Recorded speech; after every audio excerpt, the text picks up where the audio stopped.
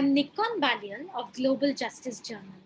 Today we have with us Godwin Okoko, an experienced professional skilled at conflict prevention and peace building within communities in northern Nigeria. He's currently the Director of Program at Plateau State Peacebuilding Agency. It's a pleasure to have you with us, Godwin. Thank you very much, Nico, and every listener out there. Thank you. Moving right ahead with the questions, I would like to start by asking you, can you please tell us about your experiences working with refugees from the Southern Cameroons in Nigeria? Thank you very much for this opportunity, and that I hope that from what we will share, others also we understand the plight of refugee from Southern Cameroon as a result of the Anglophone crisis. Of course, the situation, like you always know, so long as you're a refugee, it's no longer home, at least it's just a makeshift. And the situation is sad, it's pathetic, and of course, apart from lack of basic social amenities that are expected of every human being, of course, the deprivations of the liberty of your rights are also there too. And you know that one of the key things that has helped them is the global right for all refugees that also keep them safe from some forms of intimidation or harassment, even from their host nations. One of the key issue about my country that I can always tell you with respect to every other nation is that Nigerians are quite hospitable, of course, but then to a certain limit also. We have them a lot scattered across part of South Nigeria, and of course, some part of the South, Northeast Nigeria, and Adamawa State, Taraba, Ogoja axis, Cross River axis, and all that. And of course, there are camps and there are a lot of support coming in for them. But in terms of the challenges of health, hygiene is there, food, lack of shelter, there are all day, and then there are also once in a while periodic issues of intimidation by law enforcement agencies. You know, of course, there is a need also to have a proper data of all those refugees and by the host nation. And sometimes at the cost of that, some of them that may want to go out of the camps to go and try to get some means of livelihood also, they have to meet up with immigration requirements of the nation where they have been hosted. And the challenges are not just there. Also, you have the country that they have run away from in terms of due to the situation. Cameroonian government also labeling some of them as separatists, terrorists, and some other kind of names or nomenclature you want to give it to it. And so the situation is also quite very pathetic for some of them, especially their key spokespersons and leaders who are, first of all, the Nigerian government are also careful in terms of bilateral relations with their neighboring Cameroonian counterpart to ensure also that the respects also that bilateral relations on one side, and then the other side also to see also how they ensure the safety of the lives and also the good health and of the refugees. So the situation is pathetic. That of health is there, that of shelter is there, that of food is there, and most important, most pathetic is also the situation of women and children that I've seen also the challenges faced as during the COVID-19 for some of them. This is quite a very difficult time. So, what role has the Anglophone crisis played in the displacement of the refugees with whom you have worked? Come again, please. I didn't get you well. Sure, yes. So I wanted to ask you, what role has the Anglophone crisis played in the displacement of the refugees with whom you have worked?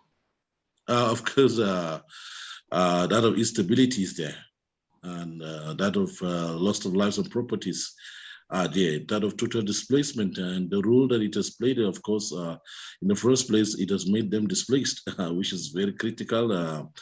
Most of them, especially from 2016, the situation became a bit different, and a lot of them live in fear. And you know, the challenge is also about from issues of fear, intimidations. Is also it has also made the almost like the Sahel region very unsafe, coupled with the challenges of the farmer harder. It is almost becoming a problem of the Sahel region. And so generally, I will say that the rule has been quite a negative one. And the impact, of course, the consequences are quite challenging. And I think that one of the key things that I will highlight here is also the issues of really, for me, lack of nationhood from their part. Some of them really don't know where to hold on to when they are. Do they hold on to Cameroon, where also some of them are also seen as not welcome? Or do they hold on to the Republic of Nigeria, where obviously they also are not welcome again too? So the challenges are quite enormous. And of course, you understand the economic situation at the country now on both sides, both either Nigeria or Cameroon. You understand the situation is not favorable as it is. So even the citizens have not had enough. Talk more of also trying to extend the hand of fellowship. So it has been a negative impact generally. And then I think that the role of the Anglophone crisis had not helped. And this is also because of the total absence of a constructive dialogue. This is just from my point of view. So, what are the living conditions like for those who flee to Nigeria to escape conflict in the Southern Cameroons? Yes, I think that the living condition, I will say, Nico, is that for some of them, it's better being alive than dead. But in terms of the living conditions, certainly it's not the same. It's not home. For some of them, it's not the same families. You know, some of them have been displaced, and then you have some of them in the camps that who are just there. They really cannot identify who are their children again, who are their brothers, their sisters, mothers, or fathers, because they have escaped the crisis almost with their lives in their hands. And then, of course, there are quite children who also cannot trace their parents and all that. So the situation at the camp, it's quite sad. It is an unhealthy environment as far as I'm concerned. It's totally an unhealthy environment. There are challenges of insufficient food. There are challenges of good health system. There are challenges of even education. And everything for them there is temporary. Of course, I must celebrate the efforts of the Nigerian government in some little ways through the states that are hosting those refugees. I must also talk about the effort of international communities through the United Nations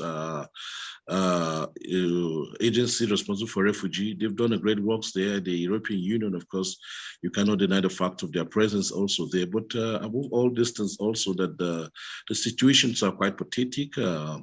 You say the women, they're not having the dignity of life that is expected of them. And then, Nico, one of the key things is to ask ourselves, when will this crisis end? You know, it's something else where you are in a very sad situation and then you are sure that, you can say to yourself, even these problems too will soon, certainly it will pass away. But there seems to be no hope inside. And if there is no hope, then you seem more like a hopeless person. And this is the situation now. Really, they cannot go back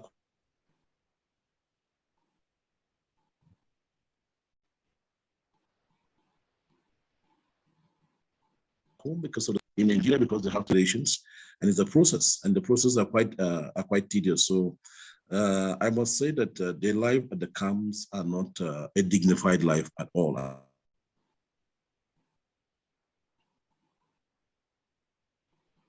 And so if there's anything I can do to just help them have a dignified life as expected of every human being. So, Godwin, I think you already touched upon it in your last answer, but I would still like to ask you, what kind of assistance does the Nigerian government provide to these refugees? Of course, we must give credits to the current government. And like also it has always been in the past, we're all brothers, we're all sisters, we're all Africans, and above all, we're all human beings, irrespective of our race and color. And I think that a lot of them can testify to the support they have received through the Nigerian government at whatever level, federal, state, or local government levels. First of all, to agree to hosting them, I think is also an act of hospitality. Support around medical care, support around protection of safety of lives is also another thing. Also support around ensuring that also that the processes of immigration processes that allow them to take residence for a period of time is also done without much cumbersome. And also to also try to fish out criminals among them, because of course, like I said, also that in camps you could meet up with all set of human beings, and also part of it is to ensure that there's a level of security that ensure their safety of their lives, and also the little properties some of them may have come up. And of course, there are also opportunities for some of them who may have meet up with certain immigration conditions, where also they can be involved in some menial jobs to be able to support themselves going forward. And I think that through the Nigerian Foreign Ministry, there are efforts also in terms of conversations ongoing with the Cameroonian government, and to also put an end to the unfortunate situation that they currently are facing. So in terms of areas of health, areas of support, in terms of food, in terms of livelihood, the Nigerian government have been of great support to the refugees. Of course, I will say that, Nicole, this is not sufficient. But as weak as it is, I think it's still a step forward. But we must give gratitude to international committees and international non-governmental organizations who are always on the ground. So, is there an effort to create permanent settlements for refugees from the Southern Cameroons?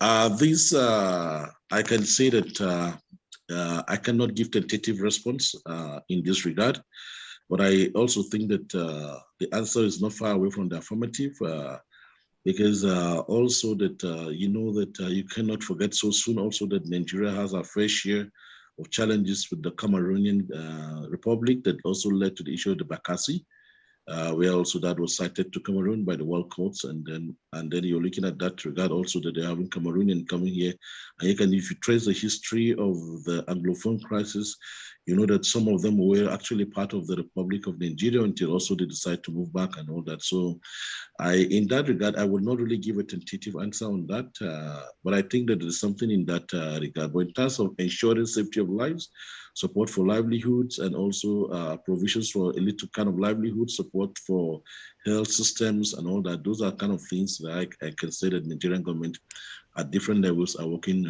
in this regard. But like I said, I think that the effort of the non-governmental organizations is something that we must celebrate. So, is there a plan in place for the return of refugees to their homeland? Yes, but of course, you know, that also will not, that has to do with also some of the bilateral relationship in terms of conversation that I think that is ongoing. But I also know that at the level of the Cameroonian government too, I know that sometimes last year, this I kind of called, there was also like a sovereign national dialogue that was conversed by the government of Cameroon. And I think that part of those efforts are also to see to the stability within the southern part of Cameroon. And so these are also efforts that we must look into, and then we must also look into the efforts by the ECOWAS in terms of also to see the stability within that region. But then when we talk about it in the first place, Nico, I need to ask ourselves, why did someone also left in the environment if the characteristics of that, the futures of those communities that made you to decide to seek refuge elsewhere are still in place? It doesn't matter what efforts are being done, so long as those things that create fear, they intimidate you, insecurity, and create a form of unsafe environment around you, are still in place. I certainly that even if you are pushed forward to go backward, you will still try to pull yourself backward, not to go. And so that we have to look at it too. And certainly I always say it when we talk about the Anglophone crisis, you have to trace it also to the period of colonization. And I think that after the Second World War, the League of Nations didn't do Africa any great thing. I think I keep saying to people, if there's anything that is a being of African development, is sitting down to petition African, like, you know, it was just a piece of paper among the League of Nations. And then, of course, as they acted on their own different premises, of course, it didn't help. It didn't help in some ways. And so when you see on one side, you have the French doing what they have to do with them, through mostly of direct rules, and then the indirect rules also from the Britain. This didn't help. And so the system is there. It has been a faulty system from the very beginning. And then you also have that despite this faulty system, when we Africans have the opportunity to transform the situation, we didn't do it. And I can tell you that the African leaders across all board has sustained this injustice done to all of us in Africa by true acts of corruptions and weak and bad governance. And those are all the things that characterize what the first place gave rise to the Anglophone crisis. You have to look at those things. Have they been addressed? If they have not been addressed, well, pushing forward. So first of all, there must be a willingness by all parties to sit on the tables with all sincerity to talk about the issues, to itemize them. And I think that the issues are well known at the moment. Can we begin to think of ways to begin to address them? Can we look at our common shared humanity that rather than the divisions that we try to see? And so while I agree that the League of Nations at that time didn't help us, Western nations didn't help Africa, but I think that African had the opportunity to correct the wrongs. But we got leaders, of course, it may not be all of them, but we got leaders also who sustain these injustices, sustain this bad system by act of corruptions, by act of bad governance, by act of impunity. You understand? We've got the Cameroonian president who has been there for, as far as I'm concerned, I was given birth and I still know him as the president of Cameroon up to date. Can we give room? Even at that, based on the system you're operating, can we have an inclusive governance that speaks to the rights and respect of each and everyone, irrespective of whether you're a minority or you're a majority? Can we address these things? And what are the kind of transgenerational stories that our children are learning? Are they the ones that build a united Cameroon or a divided Cameroon? Has the Nigerian government addressed the crisis with the president of Cameroon or his representatives? And if so, what is Nigeria's position on this issue? Thank you very much. I wish I was a government official. I would have speak at the position of the Nigerian government on that. But nevertheless, because I'm a priest practitioner, and sometimes you just have to be careful so that you also don't deny something. But I think that there have been ongoing conversation. I know that the government of Olusegun Obasanjo had this ongoing conversation. Goodluck Jonathan, late President Umaru Yar'Adua, may his good soul rest in peace, also had this conversation. And I know that the current president, President Muhammadu Buhari, is also having this ongoing conversation. And the details of this kind of conversations, sometimes for the confidentiality of dialogues, in terms of the systems of dialogue, of course, some of those things cannot be let open. But I know that there have been conversations ongoing at the level of the president of Nigeria and at the level of the ECOWAS. But then how constructive those conversations are, that I cannot say. How also are the enforcement of the outcomes, I cannot say. And because we're talking about dialogue, you know that also that the outcomes cannot be enforced. They can be agreed upon, and systematically from a non-violent approach, from an agreeable approach, they are all also going to be implemented. And so I know that the conversations are ongoing.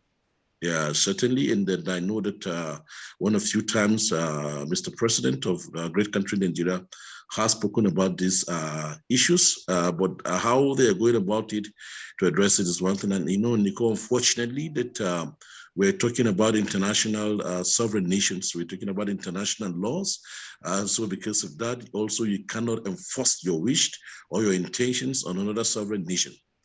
Rather, you have to talk. And so I think that part of what I think I would advise also forward is how our government can also sit down with also all the parties to this conflict at the level of a neutral party to discuss and to see how we can act. And this is how we can stand in the gap for each other.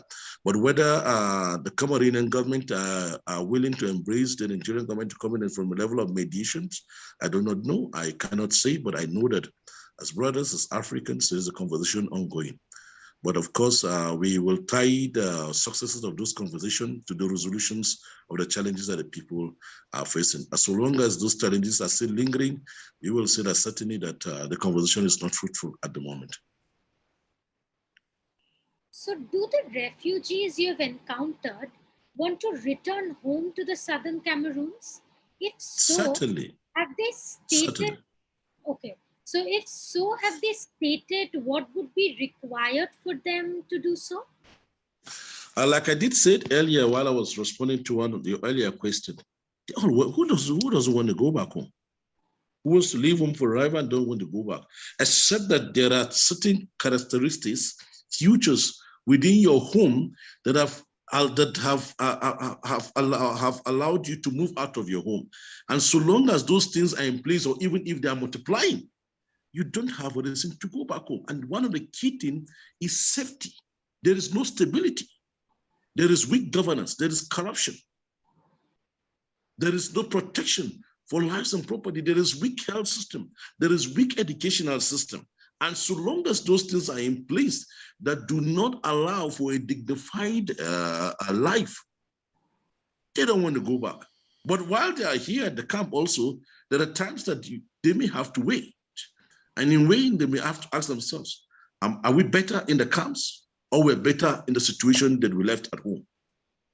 This will also decide. But none of them have also expressed an unwillingness not to return back home.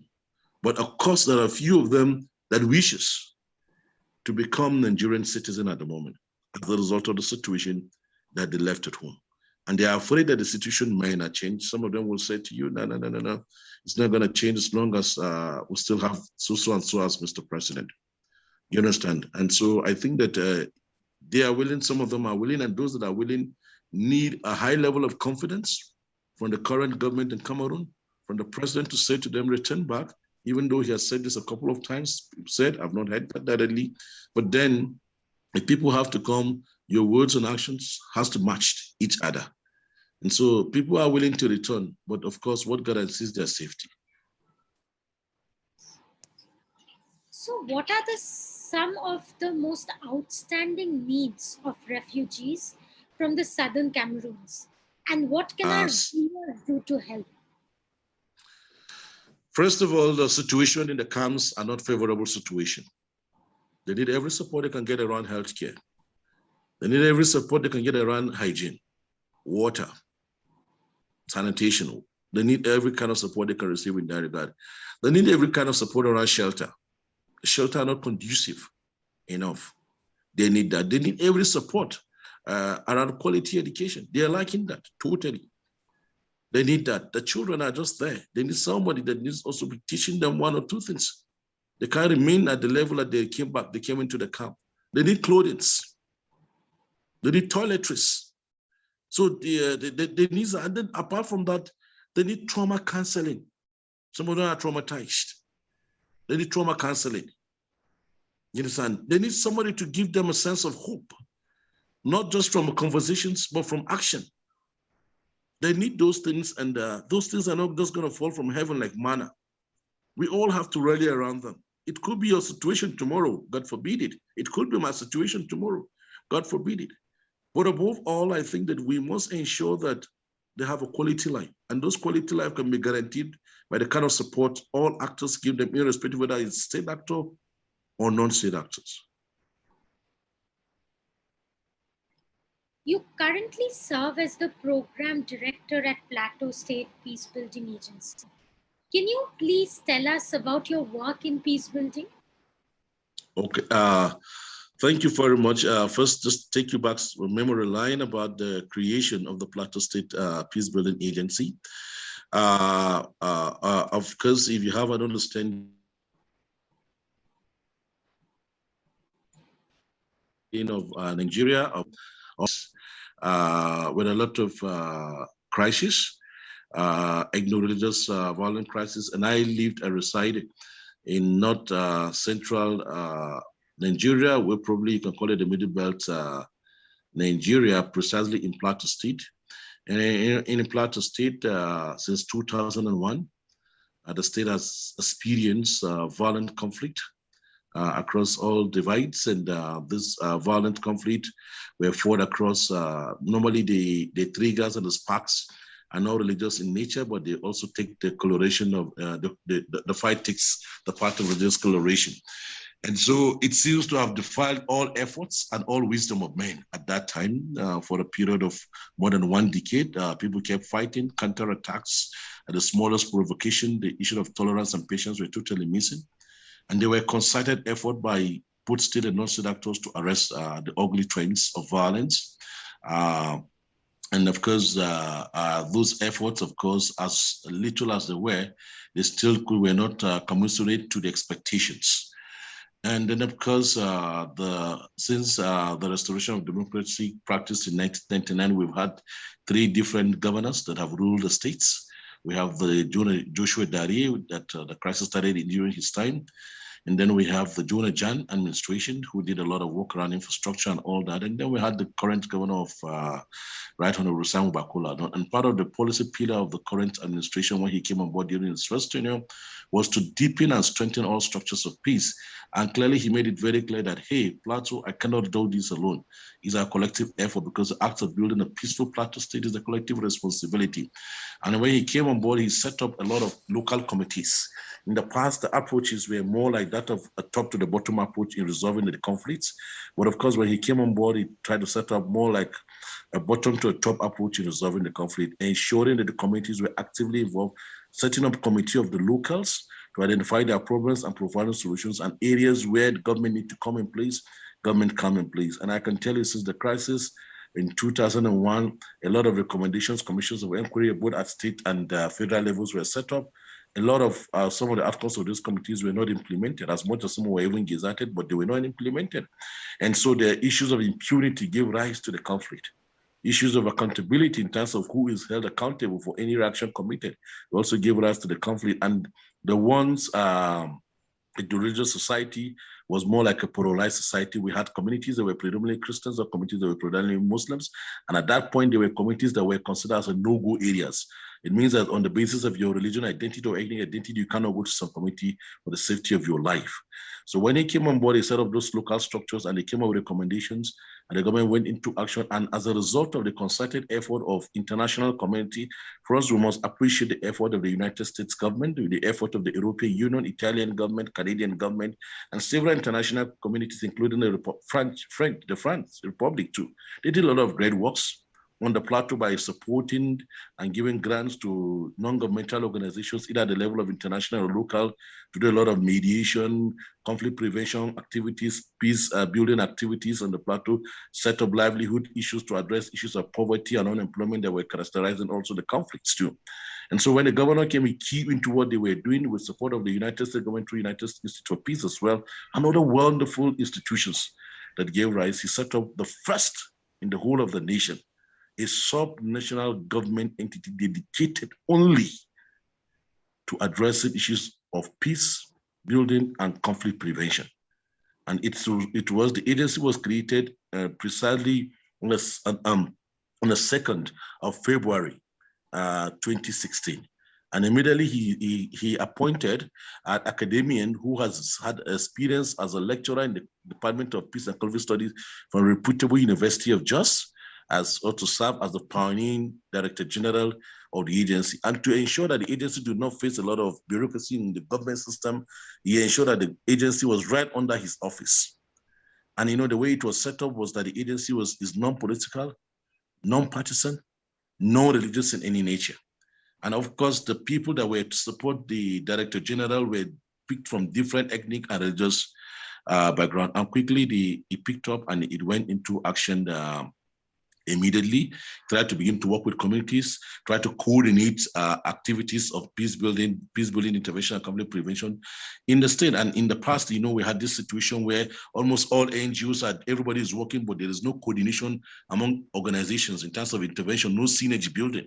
They are quite very weak. And so the role of the agency was also to ensure coordination and synergy building among of both non-state actors and state actors that are carrying out conflict prevention and peace building interventions. So he did the great works there, and then they kept going. At that point, I was not even with the agency. And then not just that, there was support from a lot of agencies, United Nations agencies as well, where we went when a group of non-governmental organization experts in the field of peace building, academians, and peace practitioners sat together to develop what is called the Plateau State Roadmap to Peace, more like a strategic plan for the agency that is premium upon 5 thematic areas that the agency will work with in carrying out her intervention to ensure full stability, restoration of right relationships on the plateau, ensuring structures of community peace structures are set up across all board. And of course, those experts developed what we call today the Plateau State Roadmap to Peace. And of course, Mr. President, in his disposition, in his effort towards supporting the work of peace, came down to Plateau to launch that official document in 2018. And not just that, part of what Mr. Governor did, the Right Honorable Sam Bakola alone, was also to set up every February 7th in the state as a day for what we call Forgiveness and Reconciliation Day. As a result of the day, it's a public holiday in the state where all persons will sit down in their homes to reflect about their actions and see in whatever way they have injured or hurt each other and seek for forgiveness. It may not be with you and another party out there. It could also be you and your family member. The whole day is set up for the reconciliation. Then is marked with some ceremonial activities where we teach each other about the norms and expected norms that promote and strengthen the culture of peace in the state. So the agency is one, and since the creation of the agency, it has resolved more than 100 communal conflicts within various communities. And the key thing is that we work with both state and non-state actors, but above all, we work with community actors, community stakeholders, traditional rulers, religious leaders, youth leaders, women groups, persons with disabilities, to ensure that we have an inclusive, acceptable structures for the restoration of peace. The agency has been there since 2016 and is waxing strong. And I was appointed to join the agency in 2018 by Mr. Governor. And I can tell you in Nigeria, ethnicity is one of the key things in terms of even getting employments in the state. Ethnicity and religion play a key role. And of course, I can tell you that the state I'm talking about today, I'm not from Plateau State. I'm an indigene of Benue State, but of course, I always tell people I'm a Nigerian. It doesn't matter what part of the country I come from. And in this part of the country, ethnicity play a key role. Indigenous play a key role. Religion play a key role in a lot of things that you get. But Mr. Governor didn't consider that. The people of the Plateau didn't consider it. Say, hey, Godwin, you've been old in this job. We need your experience to build and to strengthen the work. And the DG say, hey, I'm good to work with you. And then we're good to go. And today that I'm there as the director of programs who deputize the DG. And amazingly, I can tell you that the director general was actually even my lecturer during my master's degree in peace and conflict at the university. So the work has been great. And so I had more than 10 years experience working with non-governmental organizations, bringing that experience to public sector. We've been doing a great jobs. But I can tell you that this job would not have been successful in any way without the contributions of locals. They have been really great. Their acceptability, the willingness to embrace the culture of peace is key. And you must give praises to non-governmental organizations and all the international community that I did mention. But in conclusion, to say to you concerning that also, that this is not to say there are no challenges, this is not to say it's a hurry as far as everything. No, it's a long crisis. It's a protracted crisis that lasted 20 years. And so there are still substantive conflict issues, but that above all that they are resolved from non-violent approaches. And of course, recently from 2016-18, we had the emergence of new trends of the conflict that shifted from the communal conflict fought, from the ignorant conflict fought to that of farmer harder, where the pastoralists and seditious farmers begin to engage themselves in violent activities as a result of cattle straying into farmlands, or as a result of farmers doing this or cattle rustling. There's several factors that has contributed to that. Of course, issues of climate change also contributed to that too. And today, I think this is one of the key challenges that we're facing. But I can gladly tell you that the story is different from what it used to be. Those communities I used to tell you that there are no-go areas today. Every Christian women go there to hawk their food stores for sale. People go to those communities. There are no-go areas. Of course, there are still issues of segregation, but you know that a protracted crisis that will last more than 10, 20 years, you don't expect that everything should get transformed overnight. It's a process. And peace building is a process, and this process must be followed on the path of sincerity, honesty, and transparency. Thank you. So, Godwin, are there similarities between the conflict in Plateau State and the conflict in the Southern Cameroons? If yes, can you please? Yeah, there are a few. We must look at part of the enablers of the conflict. Issues of poverty is there. Issues of unemployment is there. A feeling of injustice is there. Like I told you, in the whole of this crisis, nobody really was held accountable. Impunity oiled the conflict at that period of time. Issues of impunity is there.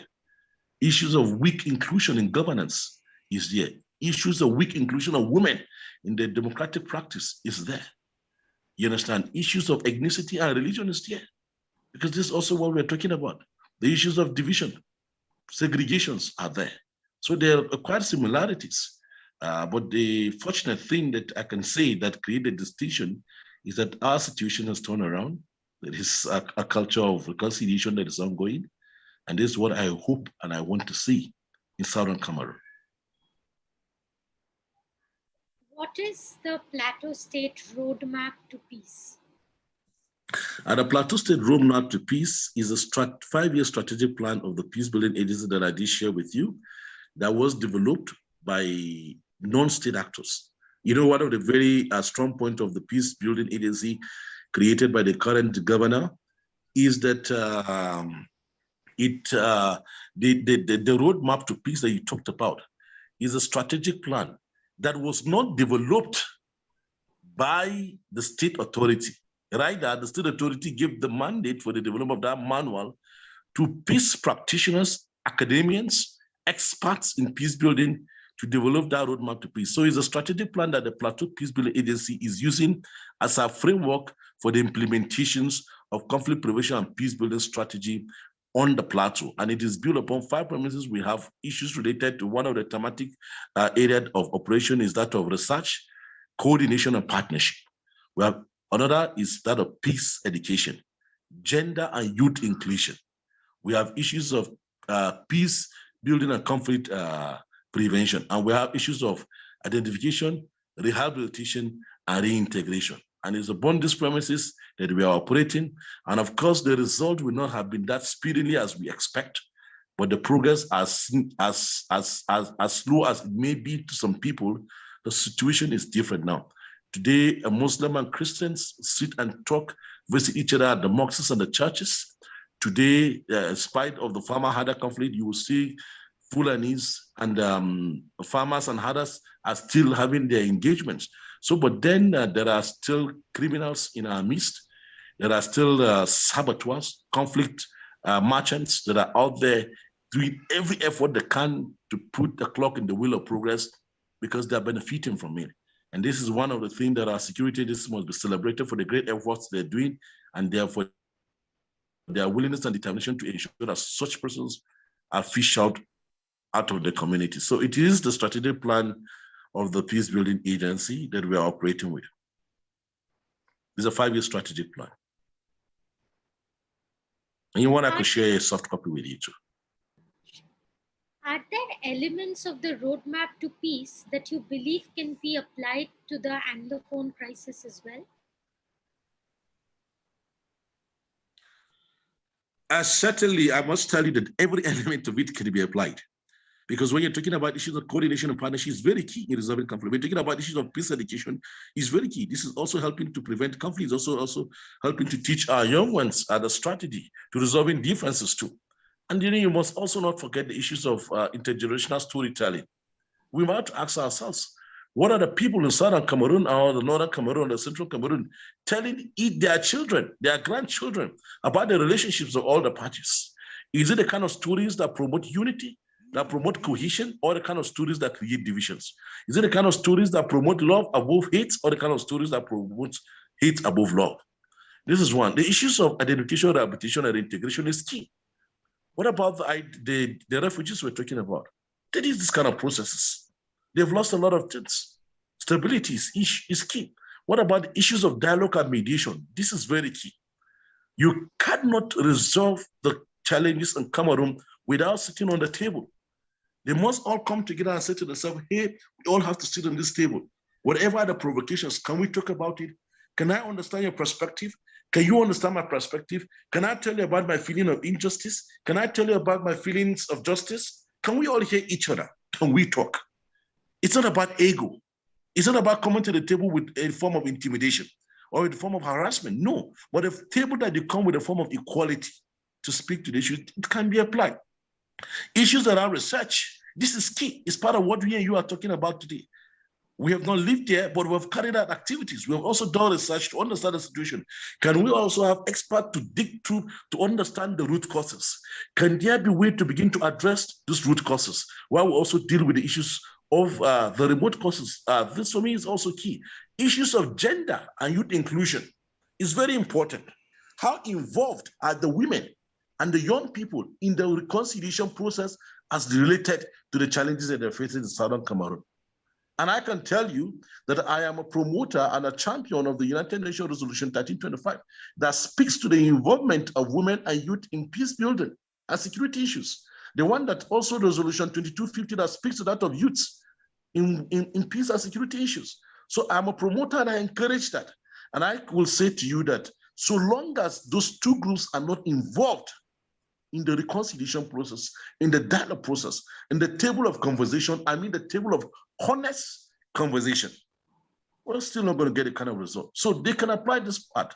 And of course, like I always say to you, Nico, that at any time we are willing to give our expertise, we're willing to give our experiences, we're willing to give our professionalism to the restoration of right relationship. It doesn't matter in what part of the world, because I see ourselves as a global village. What affects the eye affects the whole body. So it doesn't matter what part of the world you come from, what part of the world you live, what affects you affects me. And I believe also that we all have a responsibility to ensure that we live side by side as brothers, as sisters, as people that have the capacity, the required skill to manage their differences non-violently, harmoniously.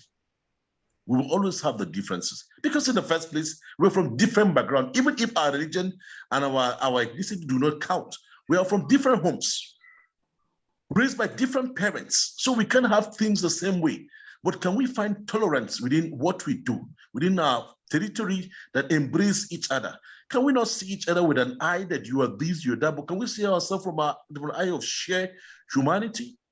And can our leaders begin to close their eyes to all selfishness, to issues of selflessness? Can service be about the people, about inclusion, about cohesion? We all have our flaws. We should not give room for our flaws to thrive above our expected human qualities. So what additional lessons can stakeholders in the Anglophone crisis take away from Plateau State's experience with conflict and violent extremism? Thank you very much. First of all, is that they have to learn something. The experience on the plateau didn't help any of us. It drew all of us backward in terms of development, in terms of experiencing and witnessing our shared humanity, in terms of love over hate. It didn't do us any good in terms of educational backwardness because schools were shut down, curfews were imposed, in terms of deprivation of our rights, in terms of even the situations of refugees, because we call it internal displaced persons. We were affected negatively, and governance, we didn't enjoy it. The political class at that point were enjoying more of it because they spent most of their time in the capital of the nation, in Abuja, especially the federal. So we're suffering it. The common man suffered the poverty everywhere. Unemployment was on the increase. Death, destructions of lives and properties, lack of shared human relationship. The social bonds were broken. These were the negative consequences. Our children grew up with the understanding that the other is not a friend. Stereotyping, impunity gave rise to it. And if there is anything that sustained that conflict, is the failure for me, I always say, or the weakness of the religious groups, the traditional group, to rise up to the occasion at the point that is expectedly required. The failure of state institution to rise up to the occasion as expected. They did their bid, but they will have done much more better. Nobody, I told you, nobody has been arrested and prosecuted to logical conclusion. Impunity gave rise, and people feel they can do at will. But today, we have a system in place. The system may not be perfect, but it's a process. In Plateau State today, whatever crime you committed, the governor has signed a law where you prosecuted. You will not need to be taken to Abuja that, no, you prosecuted here. Issues of land grabbing that are creating confusion is there. People that are deliberately willing to create havoc in the state are not given space. Communities are beginning to close and shut their doors to criminality. Sure, I will tell you that also our young people are involved in the intake of drug and substance abuse, and I think this is a global problem that we really need to sit about it to address it, because it's part of the enablers of the conflict. But by and large, to say that the experiences and the consequences and the outcomes of the crisis we experienced in the plateau were never positive. The impacts were sad. But it, above all things, that the moment we embrace the door, we agree to walk into the door of dialogue, things begin to change. And I think that they can learn that in Southern Cameroon. The dialogue will not be embracing at the very initials. But then it's a process. There are those that want to frustrate it. But then we need to stand against such people. I always say to my friends that care to listen, I say, hey, it doesn't matter the conflict entrepreneurs. It doesn't matter what those that are dare to sabotage peace processes. You just can't throw away your good intentions and good effort because of them. Because you know why? I'm so confident that soon and soon, they will all fade away and their stories will be told with sadness. And nobody want to hear their stories. But for all those that told a part of reconciliation, of peace building, of strengthening peace structures, even if you fade away so soon or thereafter, your stories will tell from generation to generation and they will be best practice. And so in Southern Cameroon, the first must embrace the culture of dialogue. They must look into mediations. They must look into communal conversations, sincere conversation. But I will tell them that maybe listening to our voice, that the conversations may not be sincere from the part of others. Because some A is not sincere or honest, does not mean you should not be sincere or honest in your conversation. It's a process. It's not an event. It's not that when you start it immediately, everything turns. No, no, no, no, no, no. And that process must be done with patience, with tolerance, with understanding, with perseverance. You have to work hand in hand. And again, for those that are always saying that they want to go to their separate ways, in Nigeria, we have that problems too. The IPOP are there. We have Boko Haram disturbing us over here. We have the western part of the country. There's fighting criminal activities, kidnapping, adoption of children from school. Nowhere seems safe. But you know something? That does not stop the resilience that we all have to build together. And I said to people that we are better together. Because even if we separate, we will still live side by side as neighboring nations. How are we going to manage our differences? We'll see South Sudan and Sudan today. South Sudan, they're gone. They're living as neighbors. But then even the internal issues within South Sudan is still there and is affecting their peaceful coexistence today. So I think that the problem is not about the geographical location that we all live. It's not about the territory that we all occupy. The problem is we as a people that reside within this geographical territory. Can we look beyond our differences, whether the level of ethnicity or religion, and begin to talk beyond those points, begin to see ourselves as shared humans? Can we not care about whether it is South, Central, or Northern Cameroon? Can the government also play a key role? Yes. In Plateau State, the government of Plateau State is playing a key role in that regards. Because peace cannot go without justice. This is the truth. Peace cannot go without reconciliation. It cannot go without good governance. It cannot go without increasing poverty, because if not so, criminality will affect the processes. And so in this regard, they need to look into the issues of governance in Cameroon as a whole. Are there issues that are creating or engendering or oiling the conflict? What are the issues that they have identified? There are issues of weak inclusions. There are issues of injustice. There are issues of lack of quality education, social justice.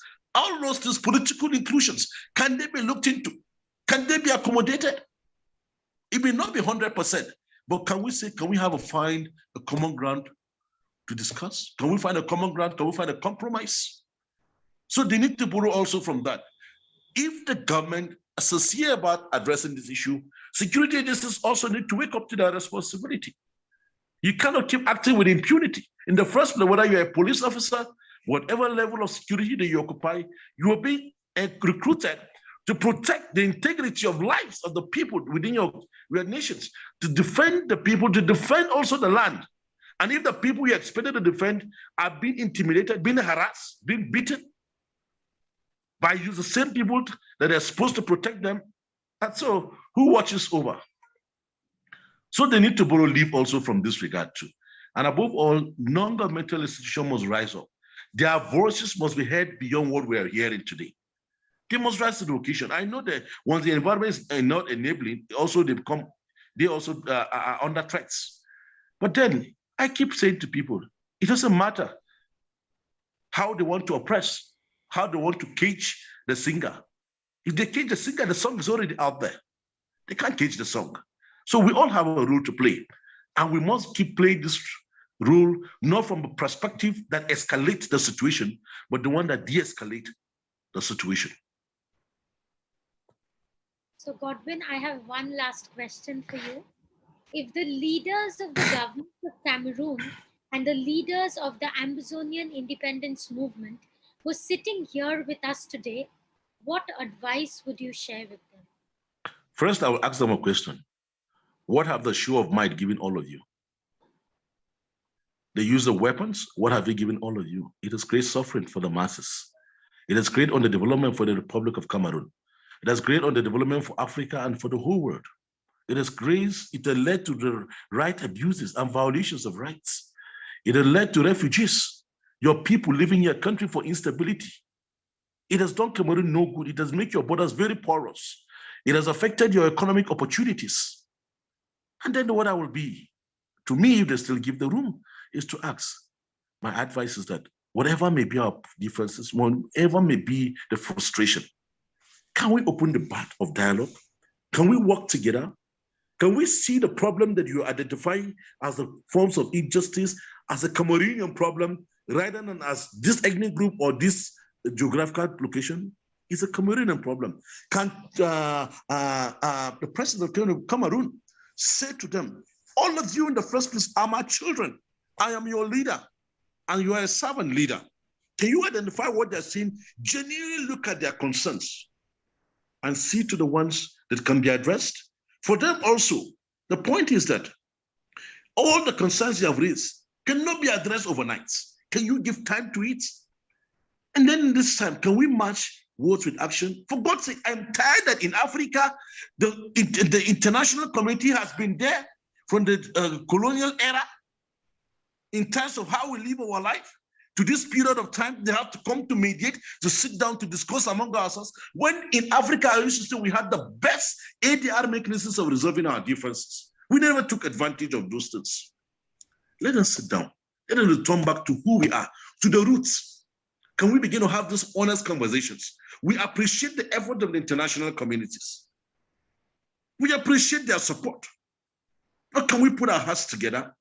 And I can tell you, Nico, that if we go across various nations in the world today, Africans are out there, Asians are out there. All of them are doing great works. But our nations are not doing great as we are doing out there. You know why? Because we're not united. And I can tell you, if we come together today, we'll all be great people. Nobody will be left behind. So I encourage them, I advise them. Let us put aside ego. Let us put aside the use of weapons. There are no better weapons than the weapons of nonviolence. Can we embrace it? There are no better way of resolving our differences than embracing a culture of dialogue.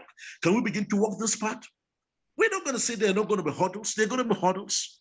But can we collectively work together in such a way that we can jump over those hurdles? Can our children coming up, can they have a better life irrespective of where they come from? Can they have quality education, quality health care? The government should not see it as, oh, forget about them. No, people are dying every day. In fact, I keep saying it. It doesn't matter what country you belong to. You shouldn't be happy when somebody is being killed. We have the responsibility, a sacred responsibility to protect lives, to ensure that everybody enjoy a quality of life as enshrined, not just in the Constitution, but even as in our hearts as human beings. That what is good for you is also good for me. What is not good for me is also not good for you. So my advice to the government of Cameroon, please and please open the door sincerely with honesty of conversation. Let there be dialogues. To, of course, the agitators, I'm saying also, drop the weapons. Can somebody begin to have these conversations? Can our women be put on the forefront to lead all those to this? Because with all respect to every man, women have a level of sincerity that I also appreciate too. And because also, you know why, Nico? Women are mothers, they can influence their husbands. They can influence their children. They are wives, they can influence their husbands. They are daughters, they can influence their fathers and brothers. They are sisters. So they have a lot of characteristics that make them as a strong a medium to resolving the challenges that we all face. And come to think of it, Nico, it's not a big problem in Cameroon. It's just a failure of people to sit down together. As big as it looks in their eyes, it's something we could talk about it and resolve it. How we can move better as a people. So my advice to them, please and please, embrace the culture of nonviolence. Embrace the culture of dialogue. Talk among yourself. Even if you cannot, look for a neutral party and bring him as a mediator. Talk over this. Can we begin to embrace structures? Can we begin to build structures that promote forgiveness, reconciliation, and healing? People are hurt. People are in pain. Can we allow structures and systems that come into being that allows the people that even when they think about their experiences, they are not hurt, they don't share tears again? For how long are those people going to remain in those camps? For how long? Someday we're going to stand. We're going to give account of our stewardship. And I don't speak from perspective of a righteous person, no. But I want to speak from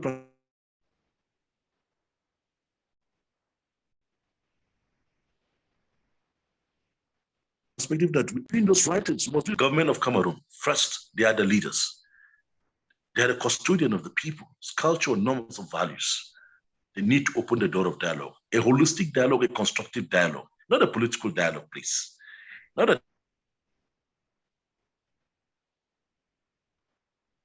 dialogue that you appoint the people, that allows the people to agree among themselves who this is our representative, a dialogue that is all-inclusive, localized. And whatever the agreed outcomes of such dialogue should be implemented with all sincerity and transparency. Thank you. Godwin, thank you for talking to us today. It was an absolute honor speaking with you. Thank you again. Thank you too also. It was a wonderful conversation with you today, as usual.